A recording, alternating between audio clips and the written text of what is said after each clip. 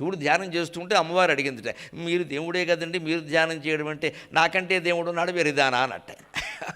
నాకంటే ఎవరా దేవుడు అంటే శ్రీరామ రామ రామేతి రమే రామే మనోరమే సహస్రనామ తత్తుల్యం రామనామ వరాననే. ఎంత ప్రాధాన్యం ఇచ్చారండి. సాక్షాత్ దేవుడైనటువంటి శివుడు మానవుడైన రాముడికి మానవత్వం అంత గొప్పది, సత్ప్రవర్తన అంత గొప్పది, త్యాగం అంత గొప్పది. అందుకే శివుడు రాముడిని ఆరాధించాడు. నేను ధ్యానం చేసే దేవుడు ఎవరంటే రామచంద్రమూర్తి అంటే ఆయన మానవుడు కదా అంటే, అబ్బే ఆయన మానవుడైతే నేను దేవుడిని ఎలా అవుతాను అన్నాడు. అంతే. అలా ఉన్నాడు. లేకపోతే పొద్దున్న 10ంటికి పట్టాభిషేకం అని రాత్రి 10ంటికి వనవాసం అంటే రెండింటినీ సమానంగా తీసుకోగలిగిన వాడు ఎవడైనా ఉంటాడా సృష్టిలో? పార్వతి. శివజ్ఞానం అంటే అదే కదా, శివజ్ఞానం అంటే అదే కదా. అటువంటి మానవుణ్ణే నేను ఆరాధిస్తున్నా అంటే మానవుడు కృషి చేస్తే ఎంత గొప్పవాడు అవుతాడంటే దేవుడు పూజించేంత దేవుడు అవుతాడమ్మా లెక్క.